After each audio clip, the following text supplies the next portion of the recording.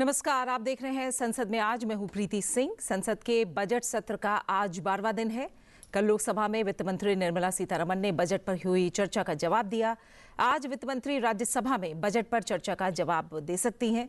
आइए जानते हैं संसद के दोनों सदनों में आज जो लिस्टेड एजेंडा है वो क्या कह रहा है। लोकसभा की पहले बात करेंगे। आज लोकसभा में श्रम और रोजगार मंत्री डॉक्टर मनसुख मांडविया औद्योगिक संबंध संहिता संशोधन विधेयक 2026 यानी industrial relations code amendment bill 2026 विचार और पारित किए जाने का इस पर प्रस्ताव करेंगे और इस बिल को कल लोकसभा में पेश किया गया था। वहीं राज्यसभा में आज भी केंद्रीय बजट 2026-27 पर सामान्य चर्चा जारी रहेगी।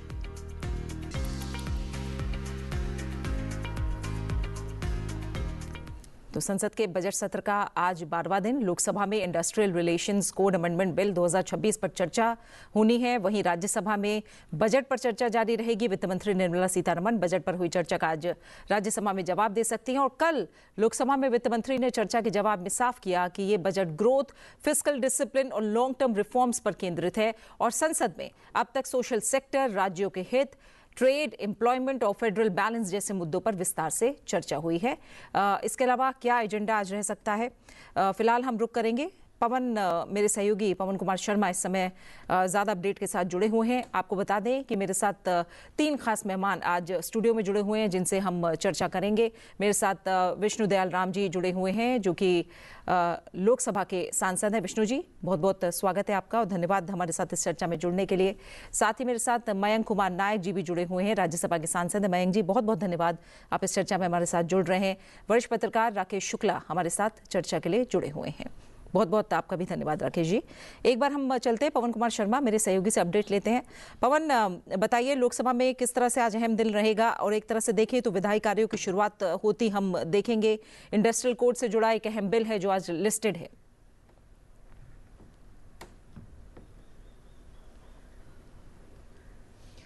जी प्रीति, जैसा आपने बताया कि ये महत्वपूर्ण बिल है और कल जो है केंद्रीय श्रम और रोजगार मंत्री जो हैं लेबर और एम्प्लॉयमेंट मिनिस्टर हैं डॉक्टर मनसुख मांडविया, उन्होंने लोकसभा में इस बिल को इंट्रोड्यूस किया था। ये टोटल जो बिल है वो इंडस्ट्री से, जैसा इसमें नाम में है, वो इंडस्ट्री से जुड़ा हुआ है प्रीति।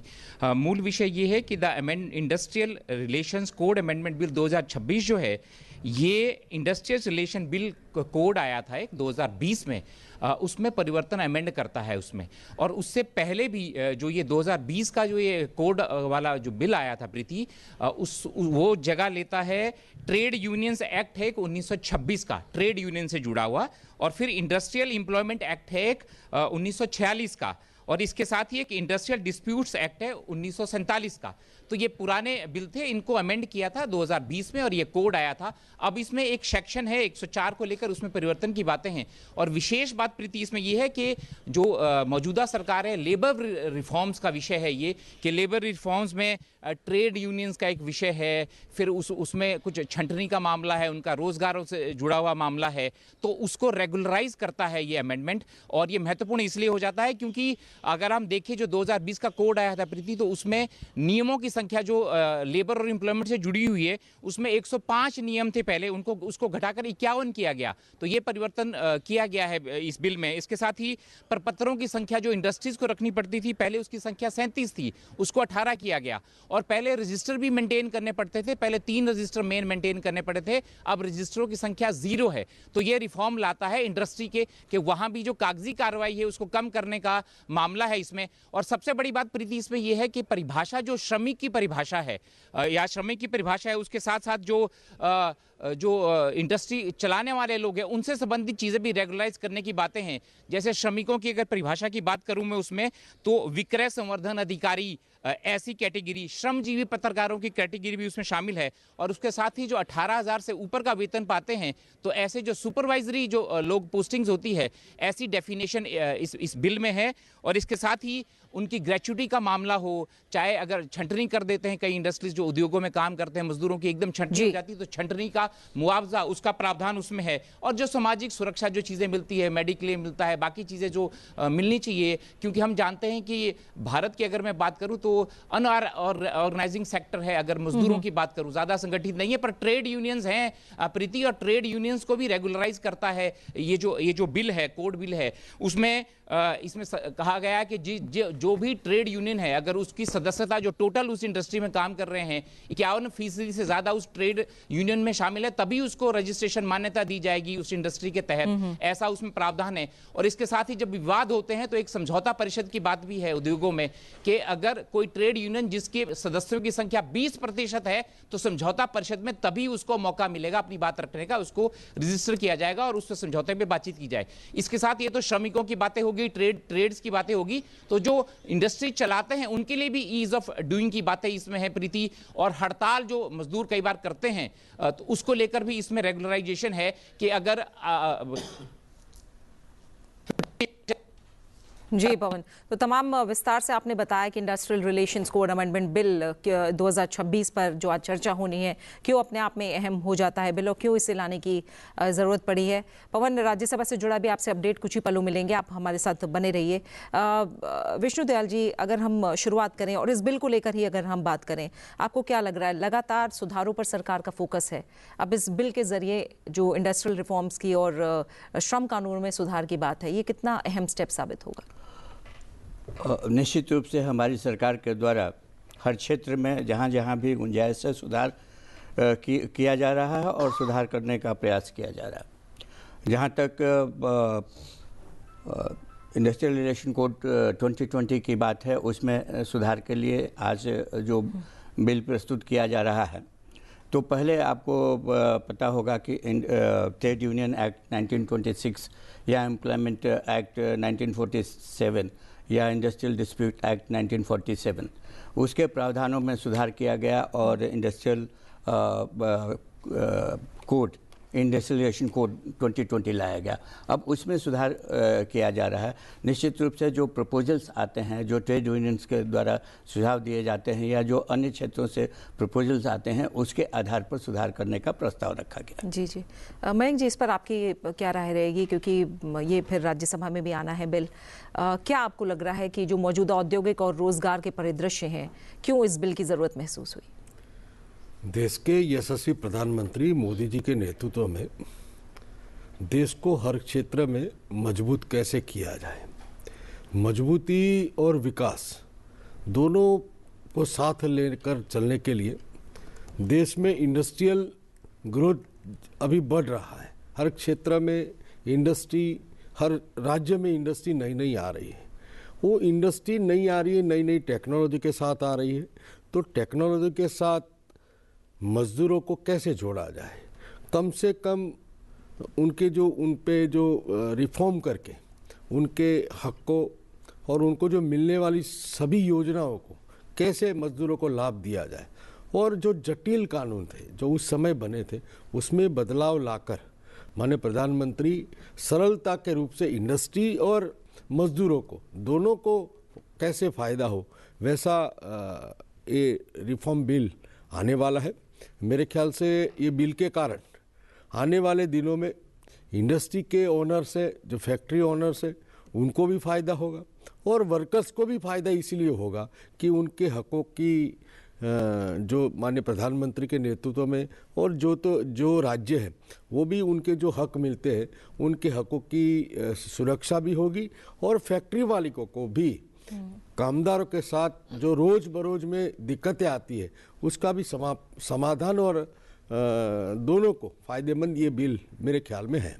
बिल्कुल। और राकेश जी, आप थोड़ा सा बताइए, क्योंकि 3 जो पुराने श्रम कानून हैं उन्हें एक साथ जोड़ा गया था 2020 जो इंडस्ट्रियल रिलेशन कोड था, अब ये अमेंडमेंट उस बदलाव को और साफ कैसे कर रहा है? देखिए, सरकार की तरफ से दोनों पक्षों का ध्यान रखा गया है, यानी औद्योगिक इकाइयों को भी नुकसान न हो और श्रमिकों को भी नुकसान न हो।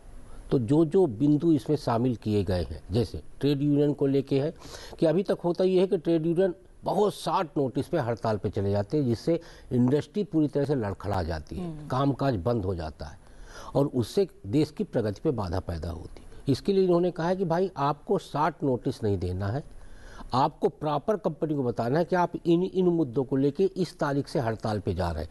तो कम से कम उतना टाइम मिलना चाहिए इंडस्ट्री को कि वो अपने आप को संभाल सके और यूनियन की बात भी रह जाए। दूसरा, जो अभी तक आमतौर पे जो सप्लाई होती है, मेन पावर की सप्लाई जो होती है यानी इंडस्ट्री को, वो होती है ठेकेदार जिसको हम कहते हैं, यानी एक एजेंसी होती है जिसको आप आदमी एक नाम दे दिया एजेंसी के तौर पे कि एजेंसी मेन पावर सप्लाई करती है। आज भी भारत सरकार में भी बहुत सारी एजेंसियां देती है।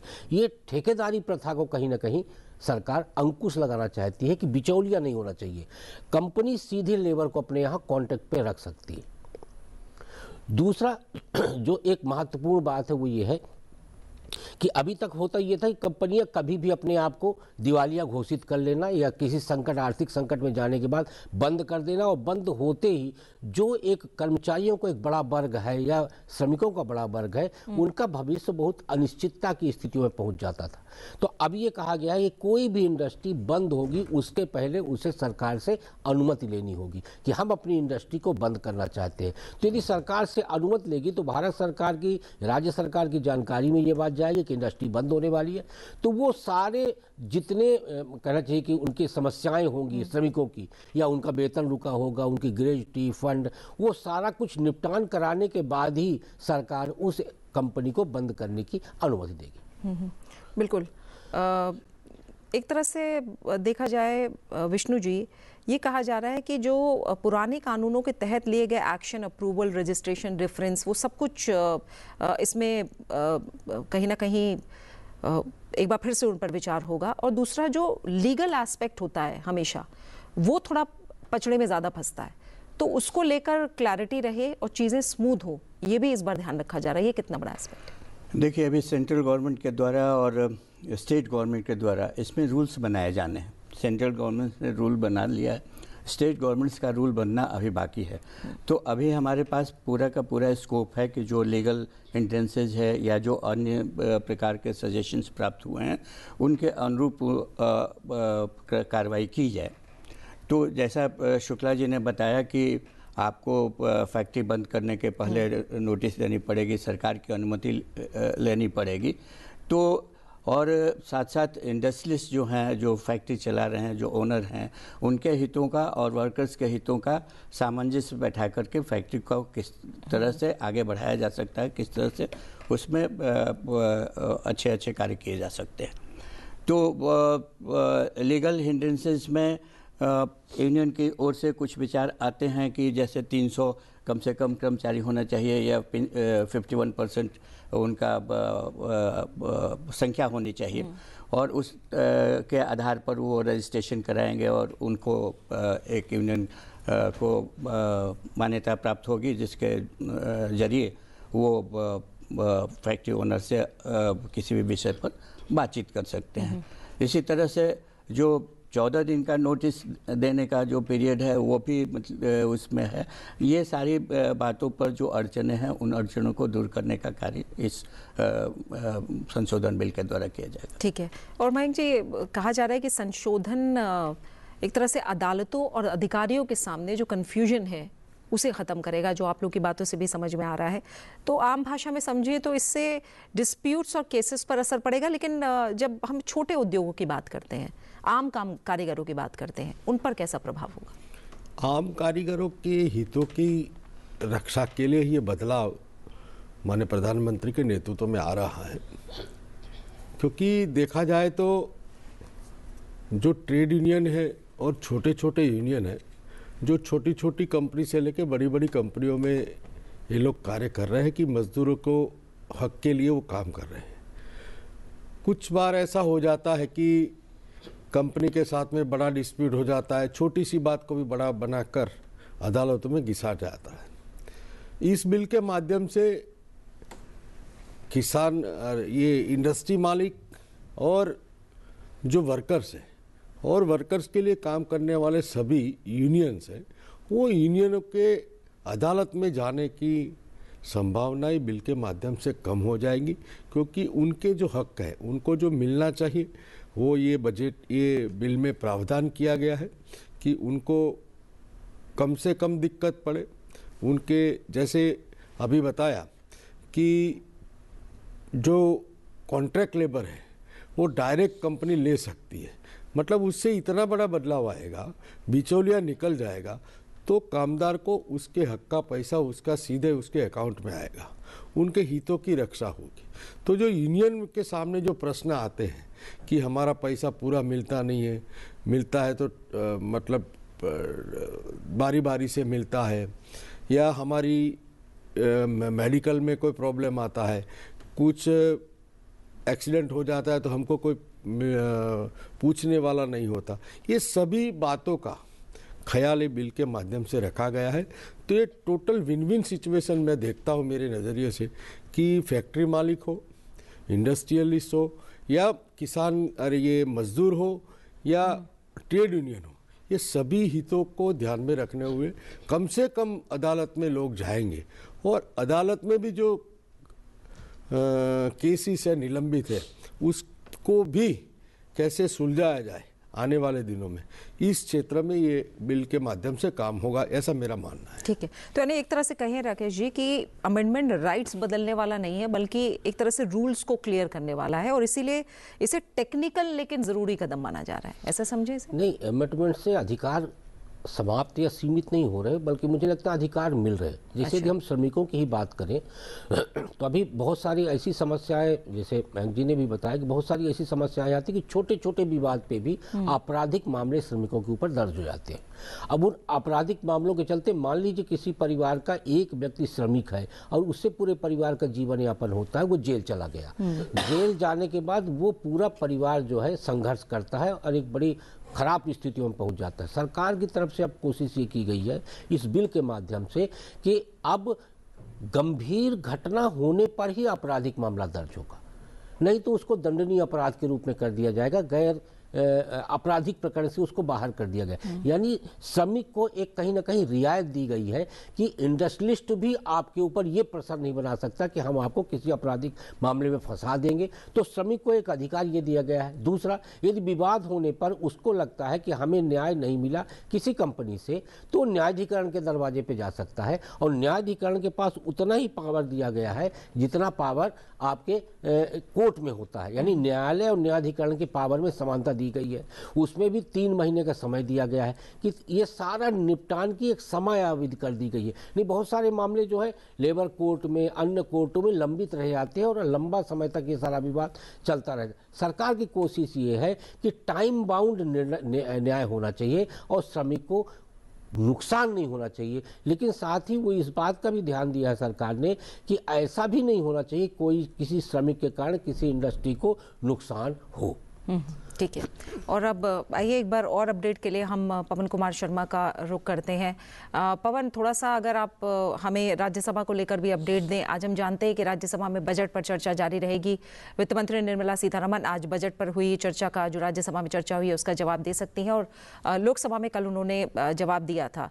तो किस तरह के आसार लग रहे हैं, किन बातों पर फोकस लोकसभा में रहा, और राज्यसभा में हमने देखा कि अपेक्षाकृत और ज़्यादा अच्छी चर्चा हमें देखने को राज्यसभा में देखी है लोकसभा की अपेक्षा में। तो किस तरह के आसार आज राज्यसभा में?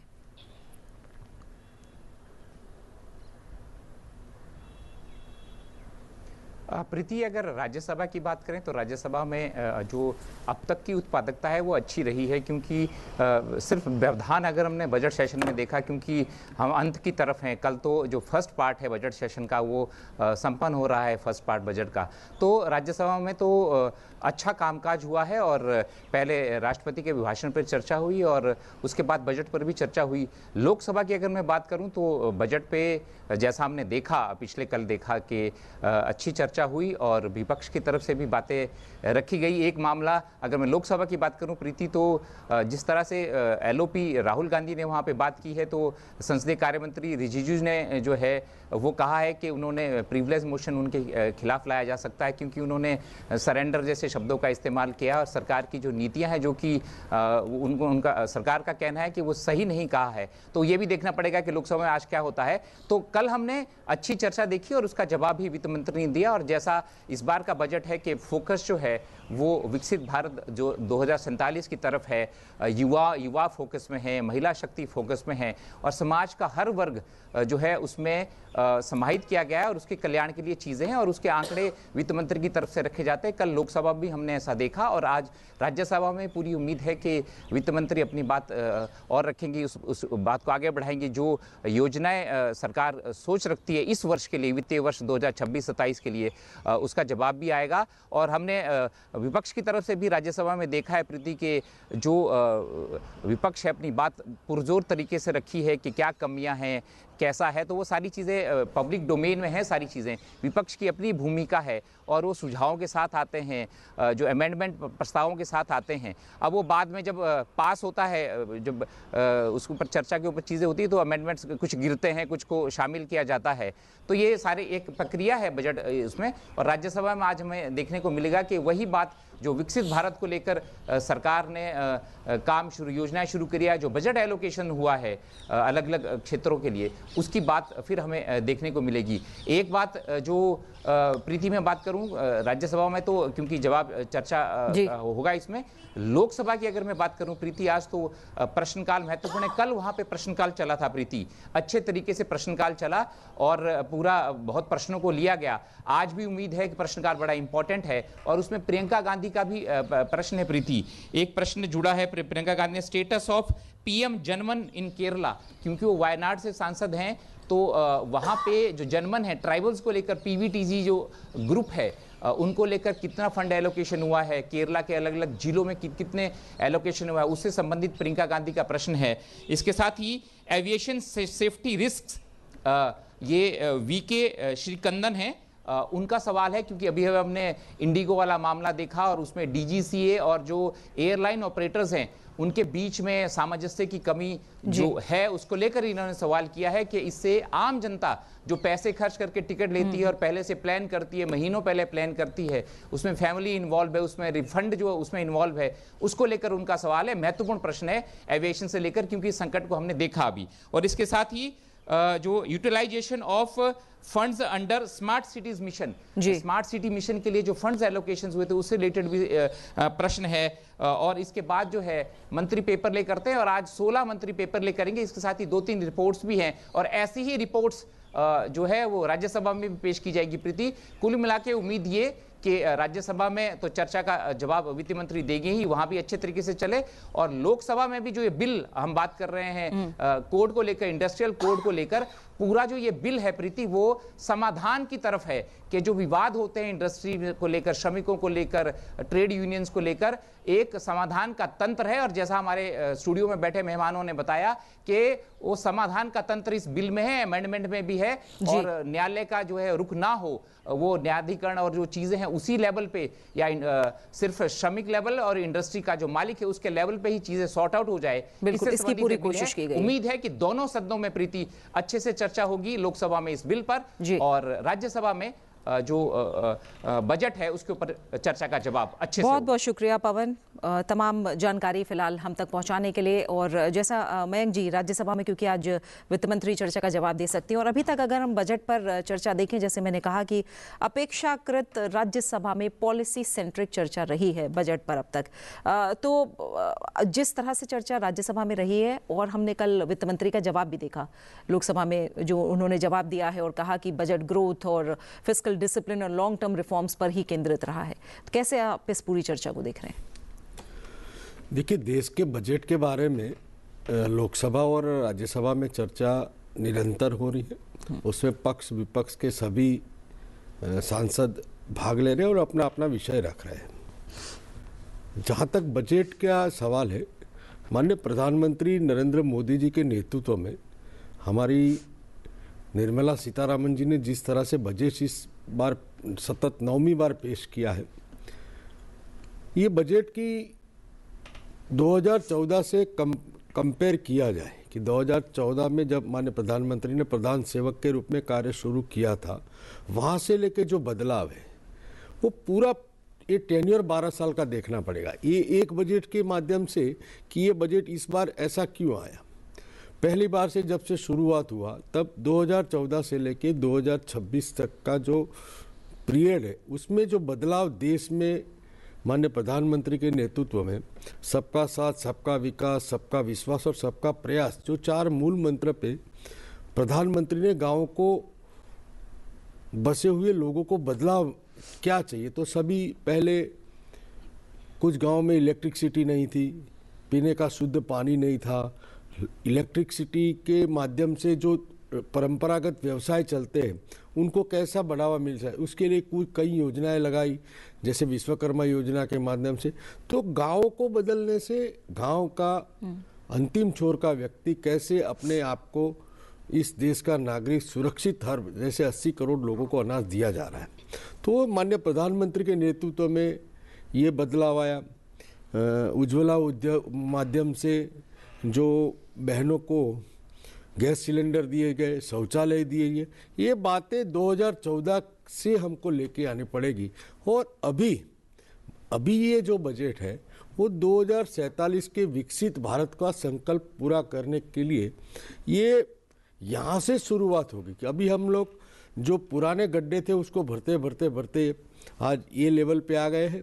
और गांव, गरीब, मजदूर किसान को कैसे हम स्वावलंबी बना सके। आज किसान सम्मान निधि के माध्यम से हम हर साल 6,000 रुपया माननीय प्रधानमंत्री देते हैं। तो ये बदलाव, आज इनकम टैक्स में 12 लाख तक की छूट है। कभी किसी ने पिछले बजट में सोचा नहीं होगा कि 12 लाख रुपया तक की आयकर में छूट मिलेगी, मगर प्रधानमंत्री जो नौकरी पेशेवर लोग हैं, छोटे छोटे व्यापारी लोग हैं, जो 12 लाख महीने की मतलब एवरेज 1 लाख इनकम कमाते हैं, उनको भी टैक्स में रियायत करके उनको कैसे मजबूत आर्थिक रूप से किया जाए, जो अपने व्यवहार संबंध को मजबूती से आगे बढ़ा सके। और आम लोगों की सरकार कैसे माननीय प्रधानमंत्री के नेतृत्व में चल रही है, उसको लेके ये 11 साल का पूरा टेन्योर को लेके बजट को बनाया गया है।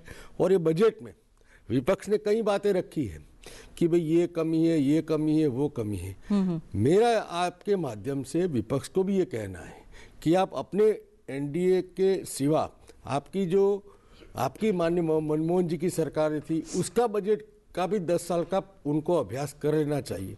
उन्होंने देश की जनता के लिए कैसा बजट बनाया था, उसका भी उसको कंपैरिजन करना चाहिए। उनको स्वयं मालूम पड़ जाएगा कि ये माननीय प्रधानमंत्री के नेतृत्व में निर्मला जी ने जो बजट रखा है वो देश को नई ऊंचाइयों पे ले जाने वाला बजट है, ऐसा मेरा मानना है जी। और विष्णु जी, जब लोकसभा में हमने देखा तो चर्चा के दौरान रोजगार, एमएसएमई, इंफ्रास्ट्रक्चर, किसानों के मुद्दे उठे। विपक्ष ने कहा कि बजट जमीनी स्तर पर अपना प्रभाव नहीं रखता है, इस तरह के आरोप लगाए। कई सांसद ये कह रहे हैं कि बजट ग्रोथ ओरिएंटेड है। लोकसभा में जिस तरह की चर्चा हुई उसके आधार पर आप क्या देख रहे हैं कि ग्रोथ इंक्लूसिव, और साथ ही हम अगर बात करें कि रीजन बैलेंस्ड बजट कितना दिखाई दिया? देखिए, ये बजट विकसित भारत 2047 के लिए आधारशिला है। ये बजट 1 साल का नहीं है, न ये बजट फाइनेंस कमीशन के 5 साल का है। ये बजट 2047 तक कैसे भारत को विकसित देश की श्रेणी में ला करके खड़ा किया जाए, उसके लिए ये बजट है। इसलिए आपने देखा होगा कि इस बजट में जो आमतौर पर लोक लुभावने वायदे किए जाते थे, इस बजट में वो लोक लुभावने वायदे नहीं किए गए।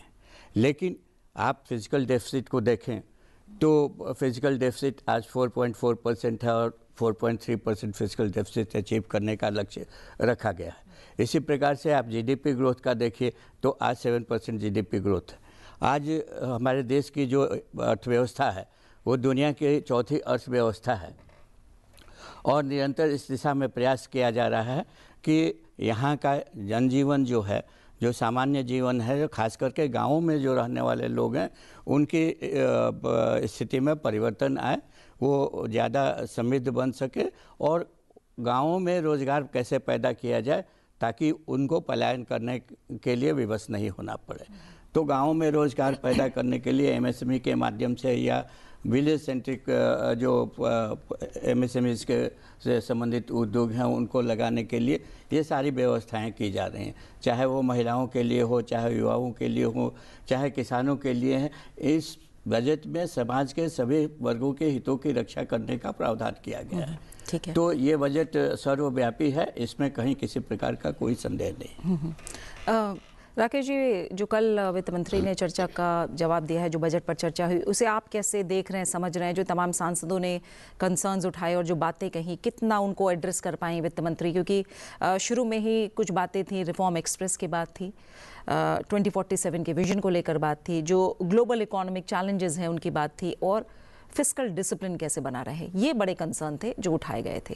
कितना एड्रेस कर पाए? देखिए, सहज भाषा में यदि कहा जाए तो मेरा मानना ये है कि यदि आपको परिणाम हासिल करना है तो आपको एक लक्ष्य, एक गोल तय करना पड़ेगा, क्योंकि बिना लक्ष्य तय किए आप परिणाम तक नहीं पहुंच सकते। भारत पिछले 10 साल की कार्य पद्धतियाँ देखें तो पिछले 10 साल में भारत ने आंतरिक तौर पे खुद को मजबूत करने के कई प्रयास किए, और सरकार की अब कोशिश ये है कि यदि हमको दुनिया के साथ कदम ताल मिला के चलना है तो हमें आत्मनिर्भर होना होगा, और आत्मनिर्भर होने के लिए हमें उन ज़रूरतों को पूरा करना होगा जिसके लिए हम दूसरे देशों पे निर्भर।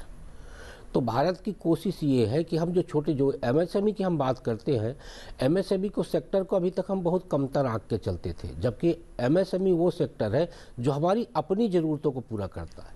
जो बड़े सेक्टर हैं इंडस्ट्री के, वो बाहरी ज़रूरतों को पूरा करते हैं। तो एमएसएमई सेक्टर को इसलिए मजबूती दी जा रही है कि जब हम अपनी आवश्यकताओं को पूरी करेंगे तो हम आत्मनिर्भर बनेंगे। हम दूसरे देशों से जो अभी तक मालों को आयात करते रहे हैं उस पे हमारी फंड बचेगा। जो अभी हमारा फंड छोटी छोटी ज़रूरत पूरा करने के लिए भारत का जा रहा है, वो फंड बचेगा, और उस फंड से ही हम आगे ग्रो कर पाएंगे। तो आज जो ग्लोबल की आप बात कर रही हैं, तो भारत एक लक्ष्य लेके चल रहा है दुनिया के साथ कदम ताल मिला के चलने का।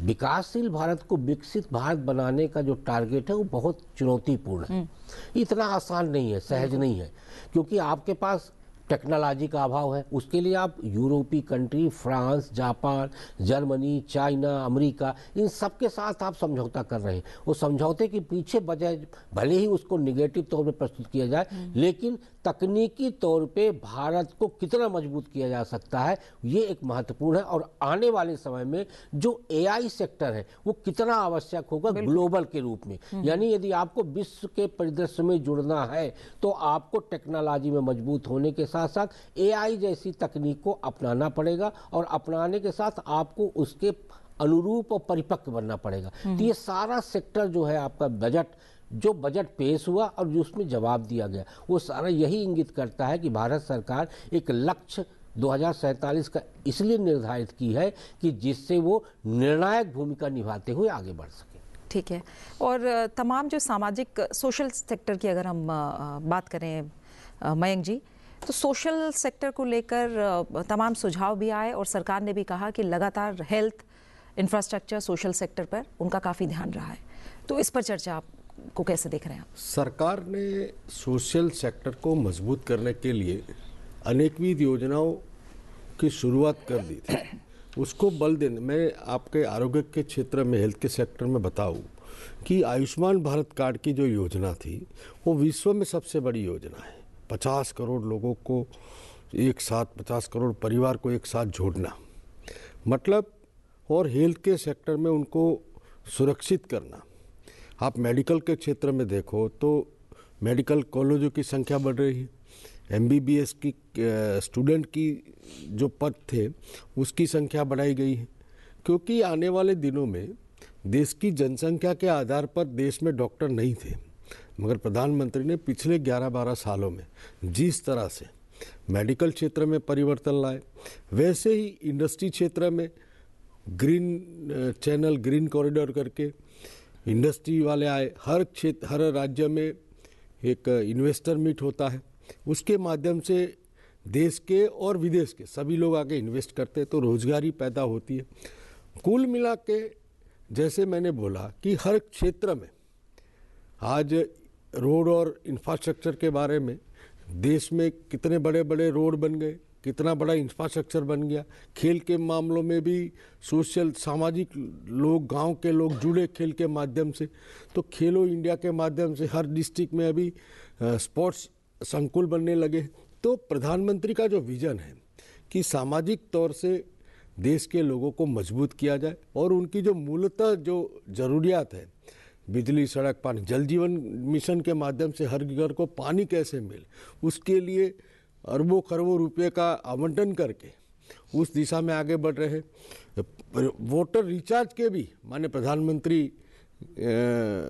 उसकी लिए चिंता करते हुए वाटर रिचार्जिंग कैसे हो, और जो पानी हम यूज़ नहीं कर रहे हैं उसको पुनः ज़मीन के अंदर डाल के रिचार्ज करके पानी का जलस्तर कैसे बना रहे हैं।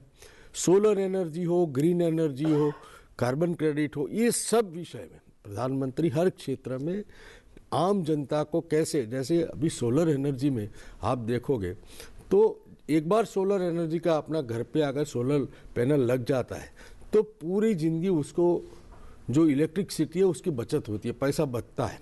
और जो इलेक्ट्रिसिटी हम कोयले के माध्यम से या अन्य खनिज के माध्यम से पैदा करते हैं तो उसमें कटौती आती है, उससे देश का और जो एटमॉस्फेयर है उसमें भी कम आती है, और जो खर्च बिजली उत्पादन में लगता है वो कम आती है। तो देश को आर्थिक रूप से मजबूत करना है और देश के लोगों को तकलीफ न पड़े, इसी सोच के साथ प्रधानमंत्री कार्य कर रहे हैं। तो मैं समझता हूँ सोशल सेक्टर में भी प्रधानमंत्री हर समाज को, हर गांव को और शहर में रहने वाले सभी लोगों के बारे में माननीय प्रधानमंत्री चर्चा कर रहे हैं, और चिंता करके ये बजट में उनके लिए भी आवंटन किया गया है। और विष्णु जी, जैसे मैंने कहा कि दुनिया भर की नज़रें थी इस बार भारत में बजट कैसे पेश होगा, क्या बड़ी घोषणाएं होंगी। हर बार हम बजट का ट्रेंड देखते हैं कि लोक लुभावन या पॉपुलिस्ट बजट की तरफ सरकारें आगे बढ़ती रही हैं, जो हम अब बजट में उतना नहीं देख रहे हैं।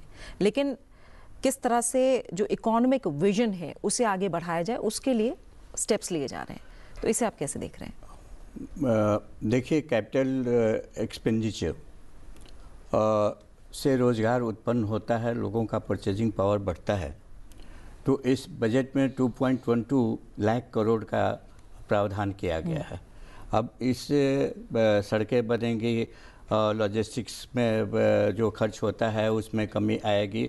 इसी तरह से अभी आप स्वास्थ्य की बात कर रहे थे, तो स्वास्थ्य के क्षेत्र में सबसे बड़ा परिवर्तन जो आने वाला है भविष्य में, वो आयुष जो मंत्रालय है और जो ट्रेडिशनल मेडिसिन यानी हेल्थ एंड फैमिली वेलफेयर का जो मंत्रालय है, इसमें इंटीग्रेशन करने की बात, जो हमारे ट्रेडिशनल मेडिसिन्स हैं और आयुष के माध्यम से जो मेडिसिन आएंगे, दोनों को कैसे इंटीग्रेट किया जाए और उससे कैसे उपचार सुनिश्चित किया जाए। तो इस क्षेत्र में भारत की ओर से बहुत ज़्यादा काम हो रहा है, और इसलिए WHO ने यहाँ पर एक अपना संस्थान भी स्थापित किया है। तो 17 जो रोग हैं उनके लिए सरकार ने 0% इम्पोर्ट ड्यूटी कर दिया है। कैंसर के मरीजों के ट्रीटमेंट में सहूलियत हो, उसके लिए उनके दवाओं में जो पैसा लगता है उसमें इससे कमी आएगी। तो इंफ्रास्ट्रक्चर के क्षेत्र में यदि डेवलपमेंट होगा तो सड़कें बनेंगी, स्कूल बनेंगे, सारी चीज़ें जो अवसंरचना की सारी चीज़ें हैं वो तैयार होंगी। लोक लुभावन वायदे का आप बात करती हैं, तो आज से 10 साल 20 साल पहले जिन रेलवे लाइनों के सुदृढ़ीकरण और रेलवे लाइन को ले करने की जो बातें कही गई थी वो आज कहीं नहीं। हमारे देश के प्रधानमंत्री जब आए तो उन्होंने कहा कि जो परियोजनाएं लंबित हैं, चाहे वो किसी भी क्षेत्र में हो, किसी भी सरकार के द्वारा क्यों नहीं उसकी उद्घोषणा की गई हो, उन लंबित योजनाओं से यदि जनता को लाभ होने वाला है तो उन लंबित योजनाओं को पहले पूरा किया जाए। तो हमने जो कहा कि निरंतरता के लिए की दिशा में काम हो रहा है इस बजट के माध्यम से, तो देश के विकास के लिए निरंतरता की नीति अपनाई जा रही है और सबका साथ लेकर के चलने की नीति अपनाई जा रही है। हमारी नीति, नियत और नज़र स्पष्ट रूप से इस बजट में दिखाई पड़ती है। बिल्कुल। राकेश जी, अंत में आप क्या कहेंगे? लोकसभा और राज्यसभा दोनों में कुछ अलग अलग दृष्टिकोण हमें जो बजट पर चर्चा हुई है उसके दौरान सामने आए हैं। तो एक तरह से जो ये चर्चा है वो सरकार का जो इकोनॉमिक विजन है और जनता की जो अपेक्षाएं हैं उनके बीच एक मीनिंगफुल संवाद बन पाया है। देखिए, विपक्ष का काम होता है और उसका अधिकार होता है सवाल खड़ा करने का, लेकिन विपक्ष को इस बात का भी ध्यान देना चाहिए कहीं वो सवालों के घेरे में ना आने पाए, क्योंकि आज सदन के अंदर जनता का सबसे बड़ा प्रतिनिधि होता है विपक्ष। अब विपक्ष इस समय पर नैरेटिव बना रहा। मुझे लगता है जो सकारात्मक पक्ष है उसको सरकार का सकारात्मक लाइए, और जहाँ पे आपको लगता है कि सरकार के कामकाज में खामी है उस खामी को उजागर करिए, और यही आपकी भूमिका है। बजट में जो चीज़ सामने लाई गई है उस सारी चीज़ों को आपको एक पारदर्शी तरीके से, जिसको मैं कहता हूँ एक्सरे के रूप में देखते हुए, और आपको उसकी खामियों को लाना चाहिए। इस राजनीतिक चश्मा लगा के यदि आप बजट को देखेंगे तो आप देखिए ना, बजट पेश होने के पहले ही विपक्ष के कई नेता प्रतिक्रिया दे चुके थे कि बजट तो बहुत खराब होगा। सवाल इस बात का है कि एक धारणा बना के बात करना और एक दृष्टिकोण बना के बात करना, दोनों में अंतर होता है। और अभी जो बजट को लेके हमें देखने को मिला तो विपक्ष मुझे धारणा बना के बात करता हुआ दिखा, दृष्टिकोण उसका हमें कहीं भी दिखाई नहीं दिया। ठीक है, और इसी के साथ आप तीनों मेहमानों का मैं धन्यवाद कहना चाहूँगी। मयंक जी आपका, विष्णु जी आपका और राकेश जी, आप तीनों का बहुत बहुत धन्यवाद। अब आप लोग को कार्रवाई में हिस्सा लेना है, इसलिए हम आगे बढ़ेंगे और प्रश्नकाल पर बातचीत करेंगे। लोकसभा में पहले बातचीत करते हैं प्रश्नकाल की। इस दौरान नागर विमानन, खाद्य प्रसंस्करण उद्योग, आवासन और शहरी कार्य, जल शक्ति, लघु और मध्यम उद्यम, पेट्रोलियम और प्राकृतिक गैस, विद्युत, सड़क परिवहन और राजमार्ग और जनजातीय कार्य मंत्रालय से संबंधित कुल 20 मौखिक प्रश्न पूछे जाएंगे। तो लोकसभा में प्रश्नकाल के दौरान ये प्रश्न पूछे जाने हैं। 4 प्रश्न ऐसे हैं जो नागर विमानन मंत्रालय से संबंधित पूछे जाएंगे। इसका जवाब केंद्रीय नागर विमानन मंत्री किंजरापू राममोहन नायडू देंगे। 2 प्रश्न ऐसे हैं प्रश्नकाल के दौरान जो खाद्य प्रसंस्करण उद्योग से जुड़े हुए हैं। इसका जवाब केंद्रीय खाद्य प्रसंस्करण उद्योग मंत्री चिराग पासवान देंगे। आवासन और शहरी कार्य मंत्रालय से संबंधित 2 प्रश्न लोकसभा में हैं। इसका जवाब केंद्रीय आवासन और शहरी कार्य मंत्री मनोहर लाल खट्टर देंगे।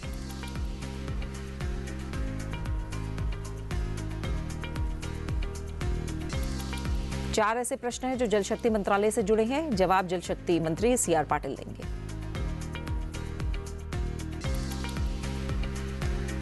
और एक सवाल पेट्रोलियम और प्राकृतिक गैस मंत्रालय से संबंधित है। इसका जवाब केंद्रीय पेट्रोलियम और प्राकृतिक गैस मंत्री हरदीप सिंह पुरी देंगे। साथ ही 2 सवाल लोकसभा में विद्युत मंत्रालय से जुड़े हैं। इसका जवाब केंद्रीय विद्युत मंत्री मनोहर लाल खट्टर देंगे। 3 सवाल सड़क परिवहन और राजमार्ग मंत्रालय से जुड़े हैं। इसका जवाब सड़क परिवहन और राजमार्ग मंत्री नितिन गडकरी देंगे। तो तमाम अलग अलग मंत्रालय हैं जिनसे जुड़े प्रश्न आज लोकसभा में पूछे जाने हैं और संबंधित मंत्रालयों के मंत्री इसका उत्तर आज सदन में देंगे। एक प्रश्न जनजातीय कार्य मंत्रालय से संबंधित है। इसका जवाब केंद्रीय जनजातीय कार्य मंत्री जुएल ओराम देंगे। लोकसभा में प्रश्नकाल की शुरुआत होगी और प्रश्नकाल के दौरान कौन से तारांकित अहम प्रश्न हैं इन पर अगर नजर डालें तो कर्नाटक के दावनगेरे से कांग्रेस की सांसद डॉक्टर प्रभा मल्लिकार्जुन विद्युत मंत्री से प्रश्न करेंगी कि सकल तकनीकी और वाणिज्यिक AT&C हानि का वर्तमान राष्ट्रीय औसत और इसकी राज्यवार तुलना क्या है। सरकार द्वारा वितरण नेटवर्क आधुनिकीकरण के लिए पुनर्गठित वितरण क्षेत्र योजना और एकीकृत विद्युत विकास योजना के अंतर्गत क्या उपाय किए गए हैं। उत्तर प्रदेश के मिश्रिख से बीजेपी के सांसद अशोक कुमार रावत आवासन और शहरी कार्य मंत्री से पूछेंगे कि पिछले 5 वर्षों के दौरान देश के शहरों में ठोस अपशिष्ट और बहिर्स्राव प्रसंस्करण क्षमता में कितनी वृद्धि हुई है। घर घर जाकर कूड़ा इकट्ठा करने और स्रोत पर ही इसके पृथक्करण में मौजूदा खामियों को दूर करने के लिए क्या कदम उठाए गए। केरल के पलक्कड़ से कांग्रेस के सांसद VK श्रीकंदन सिविल एविएशन मिनिस्टर से पूछेंगे कि नागर विमानन महानिदेशालय द्वारा समय समय पर जारी किए गए दिशा निर्देशों के अनुपालन में विमान कंपनियों की तत्परता नहीं बरतने के कारण देश में विमानन सुरक्षा संबंधी जोखिम होने की क्या संभावना बनी रहती है।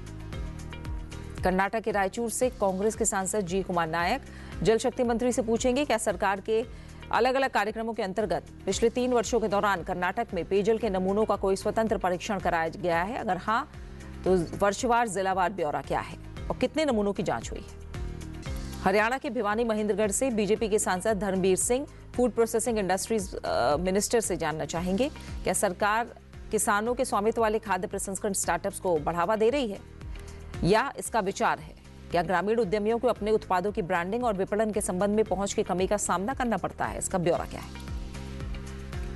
केरल के वायनाड से कांग्रेस की सांसद प्रियंका गांधी वाड्रा जनजातीय कार्य मंत्री से पूछेंगी क्या सरकार ने केरल में प्रधानमंत्री जनजातीय आदिवासी न्याय महाअभियान की प्रगति का आकलन किया है। अगर हाँ तो स्वीकृत और पूरी की गई परियोजनाओं का जिलावार ब्यौरा क्या है। राजस्थान के झालवाड़ बारा से बीजेपी के सांसद Dushyant Singh civil aviation minister से पूछेंगे क्या सरकार ने भारतीय एयरलाइन कंपनियों द्वारा किए गए विमान बेड़े के महत्वपूर्ण विस्तार और भारतीय हवाई क्षेत्र से पारगमन करने वाले बढ़ते अंतर्राष्ट्रीय हवाई यातायात के दृष्टिगत वैश्विक विमानन केंद्र के रूप में उभरने के लिए देश की वर्तमान क्षमता और तैयारियों का आकलन किया है। ब्यौरा क्या है। पश्चिम बंगाल के आरामबाग से तृणमूल कांग्रेस की सांसद बाग मिताली जल शक्ति मंत्री से पूछेंगी कि केंद्र सरकार के पास पिछले 11 वर्षों के दौरान पश्चिम बंगाल में बाढ़ से फसलों, भूमि और मानव जीवन को हुए नुकसान के संबंध में कोई आंकड़े हैं। अगर हाँ तो ब्यौरा क्या है। बाढ़ प्रबंधन और सीमावर्ती क्षेत्र कार्यक्रम के प्रारंभ से अब तक बाढ़ प्रबंधन, नदी प्रबंधन और सीमावर्ती क्षेत्र सहित विभिन्न घटकों के अंतर्गत स्वीकृत और जारी की गई कुल धनराशि का वर्षवार ब्यौरा क्या है। केरल के मलप्पुरम से इंडियन यूनियन मुस्लिम लीग के सांसद ईटी मोहम्मद बशीर आवासन और शहरी कार्य मंत्री से पूछेंगे कि सरकार ने स्मार्ट सिटी मिशन के अंतर्गत केंद्र और राज्यों की अप्रयुक्त कुल धनराशि का आकलन किया है। ब्यौरा क्या है। सभी 100 स्मार्ट शहरों के एकीकृत कमान और नियंत्रण केंद्रों के दीर्घकालिक रखरखाव और वित्त पोषण और नगर पालिका शासन ढांचे में एकीकरण सुनिश्चित करने के लिए क्या कदम सरकार ने उठाए। केरल के मावेली कक्रा से भारतीय राष्ट्रीय कांग्रेस के सांसद कोडिकुन्नील सुरेश सड़क परिवहन और राजमार्ग मंत्री से पूछेंगे केरल में राष्ट्रीय राजमार्ग 66 के निर्माण और उसे चौड़ा किए जाने से संबंधित चल रहे कार्यों के दौरान 15 जनवरी 2026 तक हुई सभी दुर्घटनाओं और घातक दुर्घटनाओं का जिलावार ब्यौरा क्या है। दुर्घटनाओं में यात्रियों, सड़क प्रयोक्ताओं और निर्माण श्रमिकों के पृथक ब्यौरे सहित कितने लोगों की मृत्यु हुई है, कितने लोग गंभीर रूप से घायल हुए। उत्तर प्रदेश के बहराइच से बीजेपी के सांसद डॉक्टर आनंद कुमार गोंड सड़क परिवहन राजमार्ग मंत्री से पूछेंगे कि राष्ट्रीय राजमार्ग संख्या 927 के 2 लेन वाले बाराबंकी बहराइच रुपईडीहा खंड को चौड़ा करके 4 लेन वाला राजमार्ग बनाए जाने के संबंध में विस्तृत परियोजना रिपोर्ट तैयार की गई है। प्रस्तावित 4 लेन वाले राष्ट्रीय राजमार्ग की कुल लंबाई सहित तत्संबंधी ब्यौरा क्या है। पश्चिम बंगाल के कूचबिहार से तृणमूल कांग्रेस के सांसद जगदीश चंद्रा वर्मा बसुनिया खाद्य प्रसंस्करण उद्योग मंत्री से फसल कटाई के बाद अनाज के नुकसान से जुड़ा सवाल करेंगे। पूछेंगे कि 2014 से फसल कटाई के बाद वर्षवार और फसलवार कितने अनाज का नुकसान हुआ है। 2014 से अनाजों में किए गए मूल्यवर्धन यानी मूल्य और मात्रा में जो इजाफा हुआ है उसका वर्षवार फसलवार ब्यौरा क्या है। महाराष्ट्र के हिंगोली से शिवसेना उद्धव बालासाहब ठाकरे के सांसद Nagesh Bapurao Ashtikar Patil civil aviation minister से सवाल करेंगे कि क्या हिंगोली लोकसभा निर्वाचन क्षेत्र और उसके आसपास मराठवाला क्षेत्र के निकट कोई कार्यशील विमानपत्तन न होने के कारण स्थानीय लोगों, व्यापारियों, छात्रों और रोगियों को अन्य जिलों में स्थित विमानपत्तनों तक पहुंचने के लिए लंबी दूरी तय करनी पड़ती है। तमिलनाडु के वेल्लोर से डीएमके सांसद डीएम कथीर आनंद जनजातीय कार्य मंत्री से बड़गा समुदाय को अनुसूचित जनजातियों की सूची में शामिल किए जाने से जुड़ा सवाल करेंगी।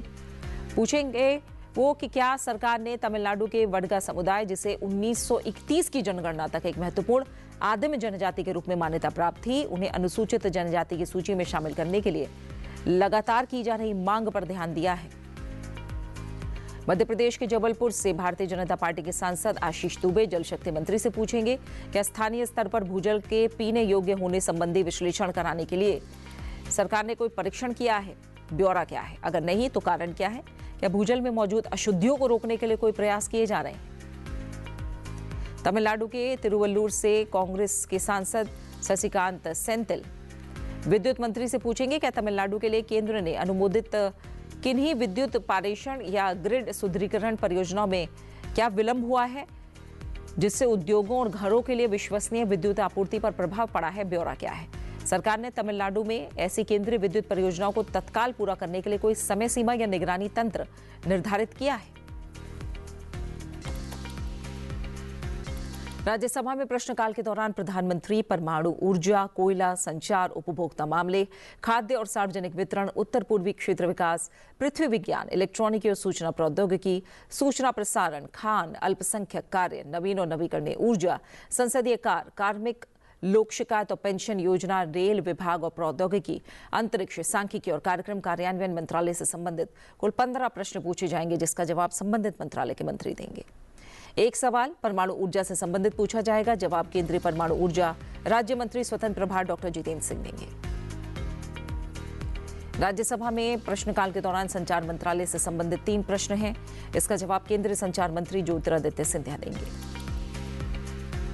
संस्कृति मंत्रालय से संबंधित 2 प्रश्न हैं। केंद्रीय संस्कृति मंत्री गजेंद्र सिंह शेखावत इसका उत्तर देंगे। एक सवाल उत्तर पूर्वी क्षेत्र विकास से जुड़ा है। केंद्रीय मंत्री उत्तर पूर्वी क्षेत्र विकास ज्योतिरादित्य सिंधिया इसका जवाब देंगे। 2 सवाल वन और जलवायु परिवर्तन से जुड़े हैं। इसका जवाब केंद्रीय पर्यावरण, वन और जलवायु परिवर्तन मंत्री भूपेंद्र सिंह देंगे। माफ कीजिएगा, भूपेंद्र यादव देंगे। एक सवाल विदेश मंत्रालय से संबंधित प्रश्न होगा। एक प्रश्न, इसका उत्तर विदेश मंत्री एस जयशंकर देंगे। 2 सवाल राज्यसभा में श्रम और रोजगार मंत्रालय से जुड़े हैं, जिसका जवाब केंद्रीय श्रम और रोजगार मंत्री डॉक्टर मनसुख मांडविया देंगे। एक प्रश्न विधि और न्याय मंत्रालय से जुड़ा है। इसका जवाब केंद्रीय विधि और न्याय मंत्री स्वतंत्र प्रभार अर्जुन राम मेघवाल देंगे। एक सवाल विज्ञान और प्रौद्योगिकी मंत्रालय से संबंधित है। केंद्रीय विज्ञान और प्रौद्योगिकी राज्य मंत्री स्वतंत्र प्रभार डॉक्टर जितेंद्र सिंह इसका उत्तर देंगे। 21 सवाल राज्यसभा में पर्यटन मंत्रालय से जुड़े हुए हैं। इसका जवाब केंद्रीय संस्कृति मंत्री गजेंद्र सिंह शेखावत देंगे।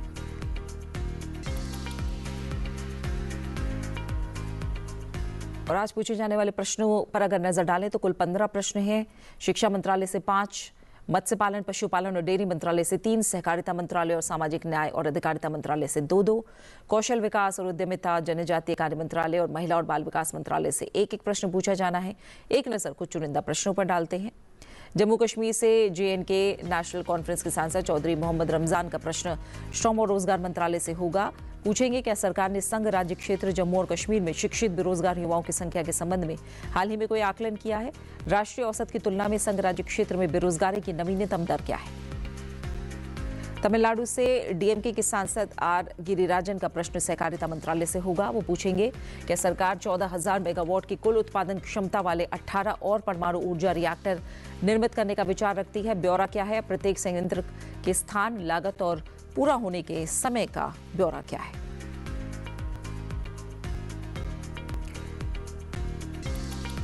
तमिलनाडु से ऑल इंडिया अन्ना द्रविड़ मुन्नेत्र कड़गम के सांसद R धर्मार का प्रश्न संचार मंत्रालय से है। पूछेंगे, शामिल किए गए गांवों और अभी शामिल किए जाने वाले गांवों की संख्या तमिलनाडु सहित क्या है? ग्रामीण क्षेत्रों में राष्ट्रीय ब्रॉडबैंड मिशन के कार्यान्वयन की वर्तमान स्थिति क्या है? राज्यों के दूरस्थ और अल्पसेवित क्षेत्रों में हाई स्पीड ब्रॉडबैंड कनेक्टिविटी सुनिश्चित करने के लिए क्या कदम उठाए गए?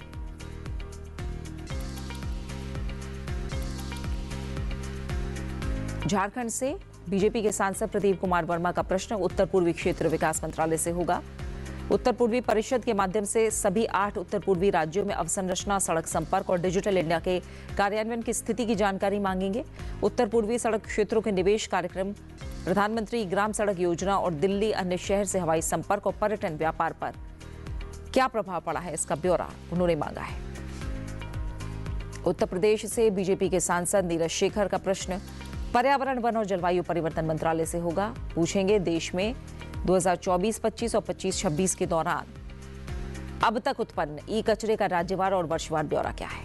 क्या सरकार ने ई कचरे के उत्पादन में प्रतिवर्ष हो रही वृद्धि का आकलन किया है? केरल से भारतीय कम्युनिस्ट पार्टी मार्क्सवादी के सांसद डॉक्टर वी शिवदासन का प्रश्न विदेश मंत्रालय से होगा। पूछेंगे, पिछले 3 वर्षों के दौरान पासपोर्ट को रिन्यू करने, प्रवासी भारतीय नागरिकों यानी OCI के संबंधी सेवाओं और आपातकालीन प्रमाण पत्र जारी करने में लगे औसत समय का वर्षवार ब्यौरा क्या है? गुजरात से बीजेपी के सांसद गोविंद भाई लालजी भाई ढोलकिया का प्रश्न पर्यटन मंत्रालय से होगा। पूछेंगे, क्या भगवान शिव के अत्यंत पवित्र 12 ज्योतिर्लिंग स्थलों का विकास कॉरिडोर परियोजनाओं के माध्यम से किया जा रहा है और इस कॉरिडोर परियोजना का उद्देश्य धार्मिक पर्यटन संपर्क और स्थानीय अर्थव्यवस्था को बढ़ावा देना है? ओडिशा से बीजू जनता दल के सांसद सुभाशीष खुंटिया का प्रश्न संस्कृति मंत्रालय से होगा। पूर्वी क्षेत्रीय सांस्कृतिक केंद्र के माध्यम से सांस्कृतिक मंडलियों के प्रायोजन के लिए विभिन्न संगठनों से प्राप्त अनुरोध का ब्यौरा उन्होंने मांगा है। उत्तर प्रदेश से बीजेपी के सांसद तेजवीर सिंह का प्रश्न विधि और न्याय मंत्रालय से है। पूछेंगे, हाल के बजटीय प्रावधानों के अंतर्गत न्यायिक प्रणाली में लंबित मामलों को कम करने और न्यायिक अवसंरचना को सुदृढ़ करने के लिए ठोस कदम उठाए गए हैं। महाराष्ट्र से कांग्रेस के सांसद रजनी अशोक राव पाटिल का प्रश्न विज्ञान और प्रौद्योगिकी मंत्रालय से होगा। पूछेंगी, क्या सरकार ने देश से वैज्ञानिकों और उच्च रूप से कुशल शोधकर्ताओं के विदेश प्रवासन के मुद्दे की समीक्षा की है? प्रतिवर्ष भारत छोड़कर जाने वाले वैज्ञानिकों और शोधकर्ताओं की विषयवार और देशवार संख्या कितनी है? और इसी के साथ फिलहाल संसद में आज में मेरे साथ इतना ही। अब से कुछ ही देर में ठीक 11 बजे से लोकसभा और राज्यसभा की कार्यवाही की शुरुआत होगी और कार्यवाही का सीधा प्रसारण आप देख पाएंगे संसद टीवी पर। बने रहिए हमारे साथ। नमस्कार।